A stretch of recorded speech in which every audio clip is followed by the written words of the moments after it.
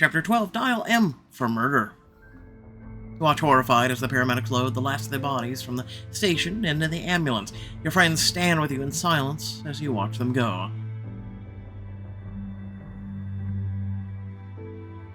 Zaire, I don't know what to say. Stabby Joe killed my mom. What more is there to say? Zaire's right. This is unbelievable. And just feet away from all these people. As the ambulance pulls away, you realize just how big a crowd has gathered to watch. Whoever Stabby Joe is, we need to get them, and soon, before they can do any more damage. How? Most of our suspects are dead. We need to regroup. Let's get back to the estate. But as you try to make your way home, widespread panic starts to ripple through the town. People flock in the streets. Nearby, a man yells, "Wait, so while we were out here partying, Stabby Joe 2.0 was in there actually killing people?" He rips his mask off and drops it into the street, horrified. I've got to get off this island. Ferry tickets. Get your ferry tickets here. Right here, I need one. Me too. As the news spreads through the town square, fear quickly turns to hysteria and the crowd starts to take on a life of its own, swaying and knocking you all around.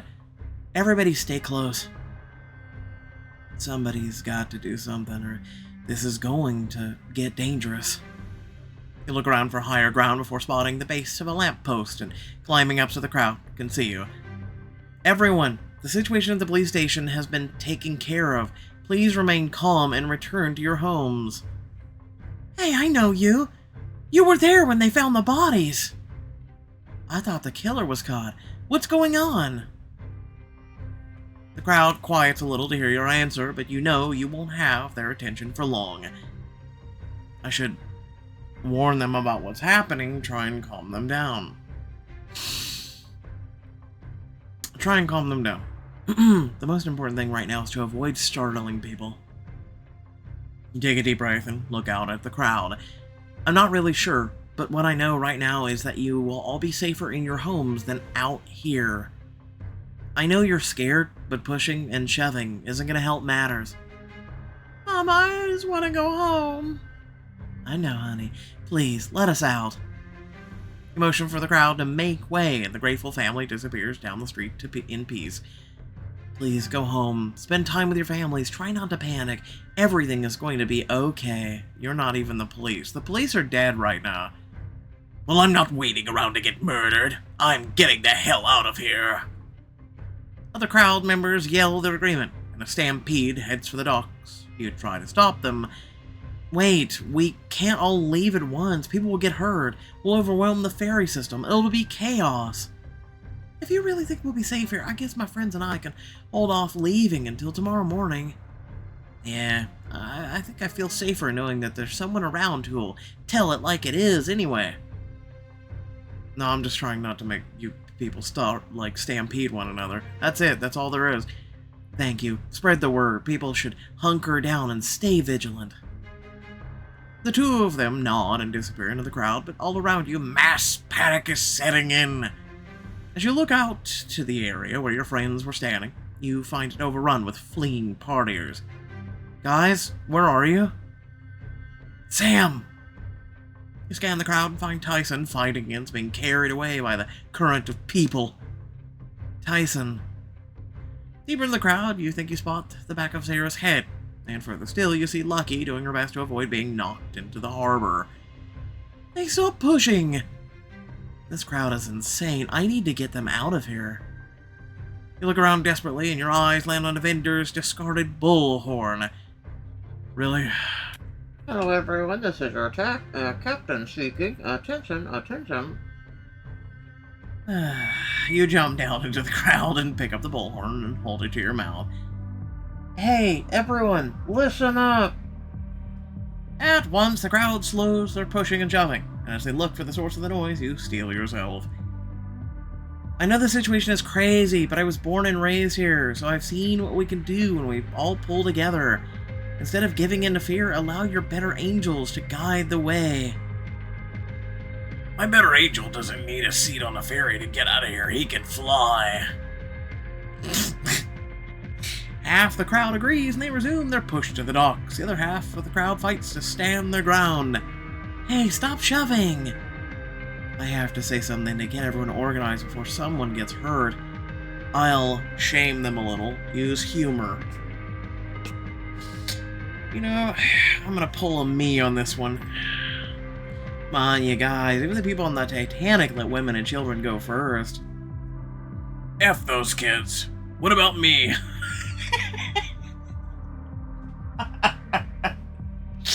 I vibe with this man right now. Whoa, alright, MJ. Calm down. You'll get your turn. A few laughs and groans ripple through the crowd. As the man pipes down in shame, you can feel the tension break.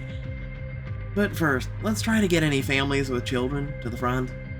With everyone a little calmer, you're able to jump down into the crowd, careful to keep a relaxed smile on your face. Try and make a line to one side of the path, everyone. As the crowd shifts to a more or less single-file line, you see Tyson jogging towards you. Sam, thank God. I thought I was gonna get crushed. I just hope it holds long enough for us to find Zaire and Lucky. I can't see anything in this crowd. I think I saw Lucky by the docks. Come on. You follow him towards the water and through the crowd. Around Lucky is huge. She's able to excuse herself and slip through to meet you. I've never been claustrophobic, but I definitely get it now. Nice work with the bullhorn, Sam. You got the crowds to calm down. I couldn't leave you guys out there on your own, now could I? But as you look around the crowd, you notice that someone's missing. Have either of you seen Zaire? Not since we all got separated. Do you think they're still caught up in the crowd somewhere? Maybe. I was pretty sure I saw them from that lamppost earlier. But as you look around at the chaos filling the streets, a haunting thought occurs to you. But what if the killer got them while we were all distracted? Terror fills you, but you will it down. Stop freaking out. Focus, Sam. There's gotta be some way to find them. I should check my friend finder, call them. Check my friend finder. You whip out your phone and quickly pull up the app before waiting for Sarah's contact picture to auto-populate. Come on, come on. But when it does, the coordinates stop in the middle of the street with a heavy foot traffic. Sarah is unavailable for tracking, sharing last known location. As you zoom in to see where they could have been, and Lucky calls out to you and Tyson. Hey, I think I see them at the end of the dock. Are you sure? I was pretty sure I just saw them get in line for the ferries. Well, I'm looking at their last location and it looks like they were headed back downtown when their phone died. There are only a few places they could go to charge it in public. We should check there. But you turn to see even more people have joined the line, covering every available space. The three of you try to fight against the crowd, but it quickly becomes clear that moving as a group is still not going to be possible. How about you guys stay here? Keep an eye out for them. I'll check around town. Sam, there's a murder on the loose. You need to stay with us. It's not safe. Yeah, right now, Zaire is out there alone. The faster we find them, the faster all of us will be safe. The three of you stand there, contemplating for a moment, and then... Sam will be fine. The sun won't set for a few hours, and there are plenty of people out and about. So hurry back, okay? Just be careful. Thanks to the hysteria, the killer isn't the only one you need to keep an eye on. I will. As she walks around with a headlamp. You first stop in Marillic General Hospital. Then as you enter through the automatic doors, your heart pounds in your chest. Seer, if you're here, I really hope it's just to charge your phone. But as you approach the reception desk, you can see that the waiting room is empty and every single outlet is unoccupied. With a heavy heart, you approach a nurse. Excuse me, could you tell me if a patient has been admitted? Zaire Jackson? No admits today. If anything, patients are asking to be transferred out on the account of all the murders. We're about to go into lockdown. Sam, is that you? You look up to find Lucky's mother taking a slow trek towards you. Miss Alvarez. You look better. How are you feeling? But why are you out of bed? How are you feeling? I'm so glad to see you up and moving. I'm just glad to be able to do it. It's at a snail's pace, but I'm grateful for each one. Lucky was pretty shaken up the last time I saw you. Luciana's always been a worrier. I'm just so sorry it's me she has to fuss over this time. You join Miss Alvarez as she shuffles along the hallway, falling into step beside her. Lucky's love can be a little much, but she means well. The road to hell is paved with good intentions. I tried to tell her that when she got into a screaming match with Dr. Kumar.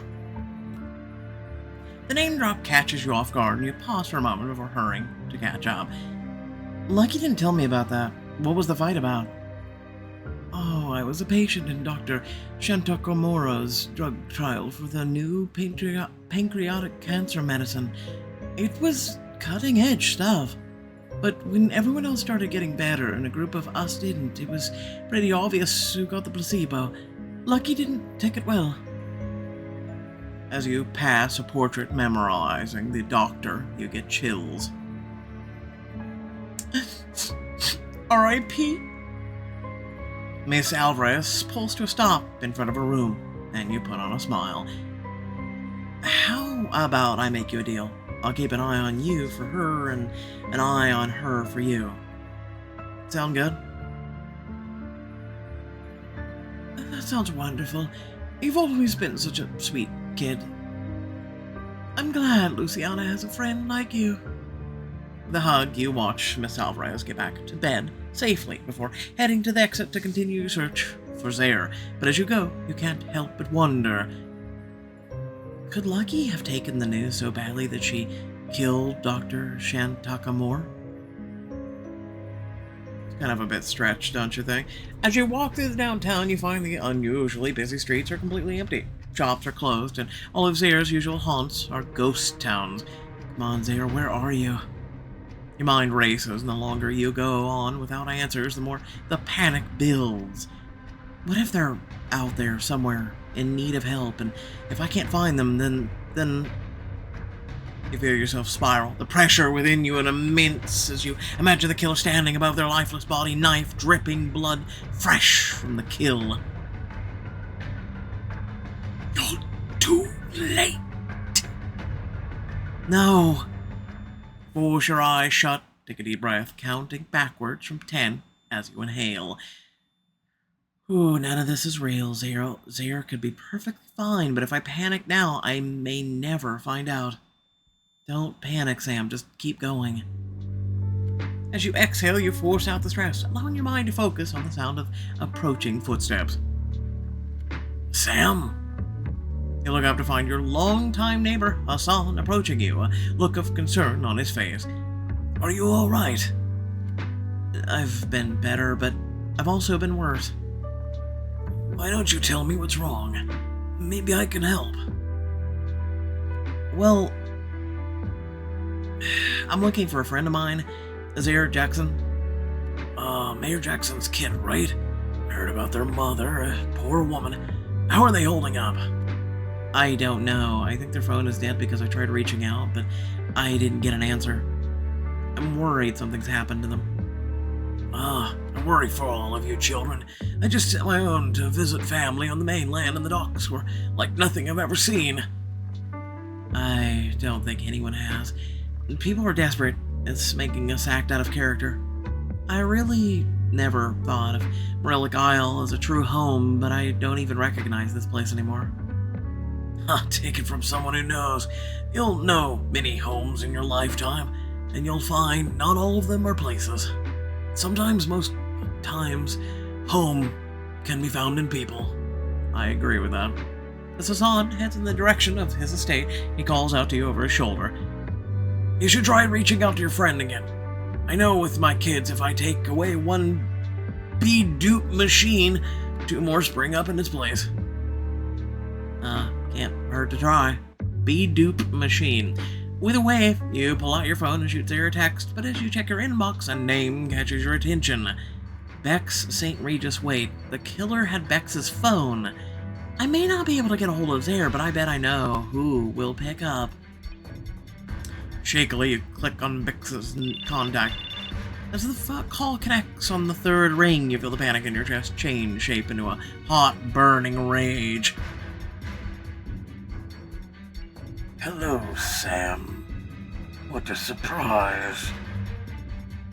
Listen to me and listen to me good.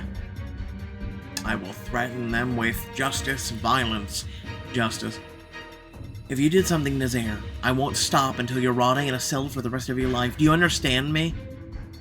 Just to be clear, the other deaths were okay, but there is where you draw the line. I hope they're flattered. I know I would be. So you're joking now? This is all funny to you? I'm not joking, I'm jealous. You called me to ask about someone else. How should I feel? Cut the crap. Tell me where Zare is. How would I know? Because you took them? I'm glad we're having a phone conversation with the killer. I'm glad. No one thought of GPS tracking in this book. No, I didn't. After dropping by the station, I had some business to attend to. I've been far too busy to take care of your friend. Their words catch you by surprise, and you pause. How am I supposed to believe you? Because I have nothing to gain from lying to you, I will kill you. And I'll kill your friends. I'll cement them in the relic aisle. History, like the Undertaker, will cement their bodies in the ground itself. But right now, you're all alive and well. So relax. Go find your friend.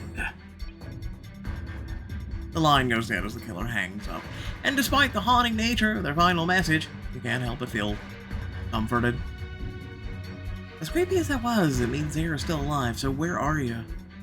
Give the street another scan, and as your eyes lock on a familiar building, everything clicks into place. I know where to find you. Hold on, Zare, I'm coming. As you arrive at Mayor Jackson's office, you find the door wide open, the space nearly torn upside down. Zare doesn't look up from the door they're digging through when you come in. I thought I might find you here. What are you doing? Looking for evidence. Evidence of what? Of my mom's corruption. Everything I have is circumstantial. They rip the drawer from the desk and heave it as the drawer crashes to the floor. Their mother's belongings scatter across the floor. Zare, it's okay to grieve her. I know what it's like to grieve someone you had a rocky relationship with, to wonder whether you should be sadder or why you're even sad at all. But for right now, you don't have to do anything but feel your feelings. I don't want to feel anything. I just want to find the evidence I know she was hiding in here. But why don't we come back in a few days? She whirls on you, dropping the folder in their hands back on their mother's desk. No, I want to find it now. There's a killer out there now. People are already trampling each other in the streets now. Tyson and Lucky are waiting for us now. We already have a million things to focus on at the moment. Why do you need... Because I need to know who the hell my mother was, okay? Zare's voice breaks, and at once all the anger vanishes. They crumple into a seated position against the side of the desk. Growing up, I thought of my mom as the straight-faced politician. Then for the last few days, I've thought she could be a killer. I just want to know one thing about her for certain. I'll help you.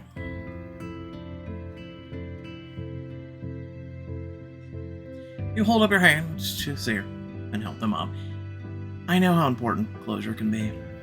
I never got that with Destiny. If I had, I think I'd have fewer regrets. I don't want you to feel that way about your mom. Thank you, Sam. Seriously. You nod to each other, and you join Zare in rifling through the other drawers of their mom's desk. So, what are we looking for? I'm not exactly sure. Maybe something that proves she buried the investigation into the murders. Can I ask, how is this going to give you what you need? As bad as it is, I think, I need to know how deep in it she was. And when you find it, what are you gonna do? Deer's face hardens as they toss aside an old sheet of letterhead. I'm going to release it. That's what I wanted to do when I started, and I'm gonna do it. People deserve to know. I just wonder what it'll change. I mean, she made mistakes, sure, but is that really what you want to focus on now that she's gone? But it wasn't a mistake. It was a calculated choice to cover all of this up. True, but once this gets out there, the public will have a field day. They'll drag her name through the mud, and probably yours too. And for what? She can't be punished. The families won't get their loved ones back, and you'll be a pariah. Do you really want to pay for her sins? Sarah doesn't respond, and when you look over, their head is bowed over the drawer of the filing cabinet again. Maybe. I don't know. You turn your attention back to the desk, opening the top right drawer and sifting through its contents. Find anything? Just some old speeches, campaign stuff. Nothing here to do with the detective or any criminal investigations. As you go to put them back in the drawer, you notice a framed photo sitting on the desk, there with Mayor Jackson at graduation. Should I point it out to them? It might be nice for them to remember Mayor Jackson as their mom and not just the mayor. Or maybe it's too soon. I don't want the memory to be painful. I should... Maybe it's in the photo frame. Just saying. I don't want to hurt them, but they deserve to know she cared. Zaire, look. Zaire looks over at you, and you pick up the photo on the desk. Look how young you look. It seemed like forever ago. I can't believe she kept it. She wasn't exactly sentimental. Glance around at the rest of the desk to find nothing but her work awards. Looks like she put everything she was proud of front and center. Yeah, I guess she did. You can feel all the thoughts building up in the silence, but Zaire only looks down again, opening another drawer. You turn back as well, but nothing before noticing moving through the papers a little slower than before. If I were staging a cover-up, where would I hide the evidence? Again, in the picture frame you're probably holding. No one would suspect it, seriously. Closing the top drawer, you kneel down, skipping right to the bottom as you open it and find a series of file folders taking up the whole thing. Maybe she just filed it with the rest of her memos, like a hiding in plain sight kind of thing? Hey, can I ask you something? Of course, what is it? Sarah hesitates for a moment, and then... What do you think makes someone a good or bad person? Like, what's the difference between being someone bad and someone who's just done bad things? Ugh, that's a frame of mind. Really it is. Is it just your actions, or is there more to it? I think it's more complicated than that. Most people would probably say that serial killers I've studied were bad people, and they definitely did bad things, but a lot of them also came from horrible circumstances. They could have been so much more if they had a chance, but we'll never know. Exactly. And you could say the same thing about good people. If they lived a different life, had different parents, made different choices, would they still be good? So you're saying there are no good or bad people. There are just people that doesn't make life easy. Nothing about life is easy. I don't remember anyone promising that. No shit. It's on your birth certificate. It's in small print. It says, life's about to get either really good, really easy, or really shitty, real quick. For a moment, you'll check the back of your birth certificate. I promise it's somewhere there. You two look in the silence, and then... Thanks for talking to me about this. I think I know what I want to do. If we can ever find the evidence. As you look down at the drawer in front of you, you realize the file folders only look like they go all the way back.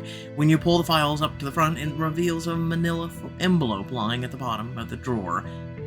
Well, that has to be something suspicious. You pull it out and open it, and a small stack of papers slides out. On closer inspection, you realize that they're copies of memos sent to Detective Porter, including some much more incriminating than the one you saw at the police station. Found something. What is it? As you read through the stack with wide eyes, you feel your stomach drop. Everything. You hand over the packet to Zaire, watching their face carefully. The question is, what are you gonna do with it? Zaire chose not to reveal the truth. Zaire stares at the packet in their hands, then walks over to the shredder in the corner, flicks it on, and slips the papers in, one by one. Marissa Jackson was a lover of literature, a hater of the mullet.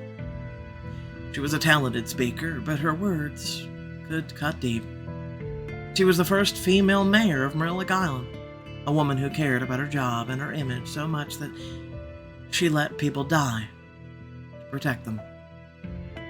She was a human being who made terrible decisions out of selfishness and greed. And she was my mother. Sounds like you know who she was, or is, after all. I mean, technically was. She is dead now. For better and worse. Thank you for saying what you did. I needed to hear it. Anytime. Now, we need to get back to the others and head back to the estate to regroup. Ready? Yeah. Let's go. When did we say we were going to head to the estate? Literally, the others said they were going to wait at the dock. Question mark? You shut off the lights, and together you and Zaire slip out of the mother's office without a single look back. You and Zaire hurry through the downtown, running through the empty streets towards the docks to regroup with the others. Okay, it was estate 2 seconds ago. Make up your mind. But as you grow closer, you find the line for the ferries has stopped moving, and the people are practically feral. I just want to. It's zombies! Let me on, or so help me, the killer will be the last of your worries. Oh my god. There, Sam. You turn and find Tyson and Lucky wrestling to get through the crowd to meet you. We've got to go. How big is this small town, seriously? Why? What's going on? Why are people so upset? Someone's been sabotaging the ferries. One by one, they've all failed. And they just announced that no one else can leave the island. It's called swim. Clearly there's not sharks in the water. And people are not taking it well. That must have been what the killer meant when they said they were busy today. I like the killer, I'm serious. A boathouse window shatters. The crowd turns angry and Zaire looks around with wide eyes. It's turning into a mob. Ty's right, we can't stay here. Let's get back to the estate. We'll batten down the hatches there and ride this thing out. Yeah, like you did the killer. Back at the house, the four of you fill each other in on what adventures apart before falling silent, at a loss for how the day took such a drastic turn for the worse. You could be dead, that's worse. Guys, if we don't find the killer soon, this whole island is going to become a Lord of the Flies remake. I never watched that. It's not exactly like we've been goofing off, Sam. Zaire's right. What more can we do that we've already, or haven't already tried? There's gotta be something we're missing. I pace the floor methodically until Tyson chimes in. Why don't we list everything we know about the killer? There's a chance that between the four of us we know more than we think we do. Didn't we do that in the last chapter? Or the chapter before that with the whiteboard? Just saying. Well, they definitely have it out for us. When I talked to them earlier, they made it clear they wanted us all dead. Maybe we made an enemy of someone? Maybe, but they don't mind killing other people too. It seems like some of the killings are targeted and some aren't. Alan, Destiny, Coda's deaths seem purposeful. The killer took unnecessary risks to catch them alone and stage them for us. Okay, but what about my mom, Brian, Detective Porter? I think Something else was going on there. What I've profiled so far makes me think the killer wants attention. I mean, they were already kind of peeved when I called and only wanted to talk about Zaire. Not to mention you were about to march the island's entire journalism department into a station and point the finger at Mayor Jackson and Detective Porter. The story would have been huge, and Brian would have been forever known as the guy they screwed over. Now, all anyone can talk about is the killer. If that doesn't scream, Sam, please notice me, senpai. I don't know what does. I added this, senpai, leave me alone. Okay, fair. In other news, that, you might not know, Destiny was seeing someone. Who? I don't know. She was supposed to tell us the night of the party, but, well, we all kind of know what happened there. Does it seem weird to anyone else that the mysterious partner hasn't reached out? I mean, when I'm seeing someone, we talk non-stop. You're right. Reach in your pocket to pull out Destiny's phone. No missed calls, texts, but the only reason that would have been, or happened, is something had happened to them. Or they already know she's dead. The room goes silent with the somber news, and Lucky clears her throat. Okay, so jealous lover kills Destiny, that tracks, but then why would they kill everyone else? Why would they want attention from you, Sam? Yeah, that theory leaves a lot of stuff unaccounted for. It happens all the time. Seriously. Like, people, like, break up with one sibling and they're like, hey, I'm gonna date your brother/sister. Anyway, I know it doesn't fit, but it's because there's something we're not seeing. Every theory has holes until they find the missing pieces. Yeah, but we're missing half the puzzle, Sam. Are they local? From her social media following? We don't even have a name. She nicknamed them Backpack on her phone. That's gotta mean something. Maybe. Or maybe it's someone here for Terror Fest. You think a tourist is doing it? Anything is possible, but then why target us specifically? Because you're Scoopy in the gang. That's true, a tourist wouldn't have a reason to go after us. Unless they did know us. Like someone from college or something. Or maybe some crazed fan of Destiny's. Or maybe Destiny's ex or / boyfriend. Oh, we're not getting anywhere. We're just talking ourselves in circles. It's because you're stupid.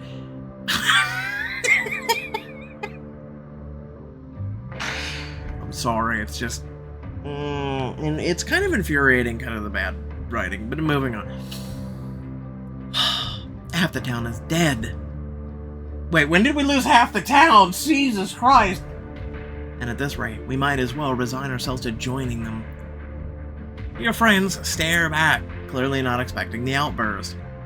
Okay, I think everyone just needs a minute. It's been a rough day. Let's take a break and meet back here in 30 seconds, minutes, hours.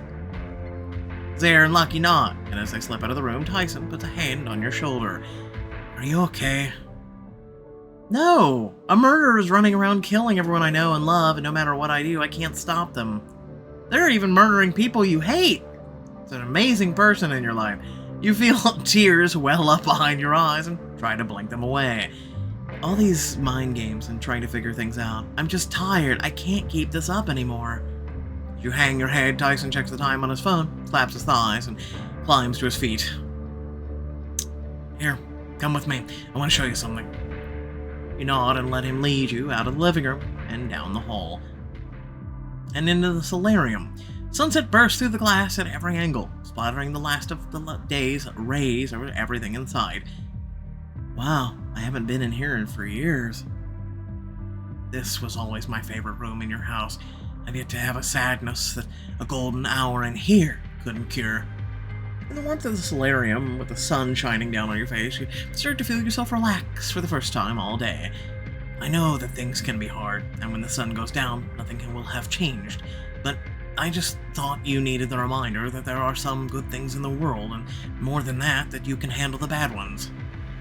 Tyson pulls you into a strong, warm hug. Nestled in his arms, warm in the sunlight, you feel comforted in a way you haven't felt in a long time. What do you need, Sam? What else can I do? Swear to God if there's an option for Bound Chicka Wow Wow. Listen, Tyson! I just need you. No, I'm good. Can you just hold me? I feel like I'm about to fall apart and I need someone to keep me together. He squeezes you a little extra and you cling back. I got you. Moments pass. As the sun dips, you pull away. Ready to head back? Yeah, I'm right behind you. But as you search for the door, you feel Destiny's phone buzz from your back pocket. When you pull it out, there's a notification. It's a reminder for a date with Backpack. Feel the anger bubble up in your chest again. I'm done with having no answers. I want to know who this is now. Actually, I'll meet you out there. There's something I gotta do. Sure, I'll let everyone know. As Tyson turns the knob and finds it stuck and jiggles it a little, trying to get it open, you find the right contact and press the phone to your ear. Let me guess you're about to hear a ring outside the door. Alright, Backpack, time to meet the family. The knob rattles, sticks, rattles again. The phone rings once, twice, 3 times. You check the screen to find the bars are low and the call hasn't connected. Come on. Come on. Then as Tyson gives the knob a hard jerk, the door wrenches open, Destiny's phone gets a full bar, and the sound of a phone ringing in Tyson's pocket stops you both. Backpack, Backpack. Yeah, Dora no swipey. Alright, so without further ado, thanks for watching. Please remember to like, share, and subscribe. Head down description, plenty of things to check out there. Speaking of which, you should see something popping up on your screen around right now or shortly thereafter. Please check that out. Your support is very much needed right now, especially to keep the content going. Aside from that, I'm just going to say the following. I'm going to keep this short, sweet, to the point. Once again, thank you all for watching. It means a lot. Hopefully you do enjoy the content that I do. Aside from that, I pretty much stand by my pretty much whole... Yeah, people are complicated. You know, there is no good or bad person. It's things that literally and figuratively a person can go through, right? That can make or break them and can change them and the whole 9 yards. And hopefully you guys understand that. As a person who, according to psychology, should not be the person that I am, literally and figuratively, I should have either gone off the deep end, I should no longer be alive, or I should have been probably locked up a long time ago. I'm a person that, thankfully, due to small rays of light in the dark void of, that is, the things that I went through, that maybe one day you all will know, that kept me from going to the dark side, from being completely and utterly consumed by the void that makes you bad, that makes, you know, like it was said in the chapter, your circumstances and whatnot can make you into a bad person. And then again, those little rays of light can make you into a good person. So I really feel that, I stick by it, and that's what I believe in. So other than that, thank you for watching. Catch you all later. Peace out.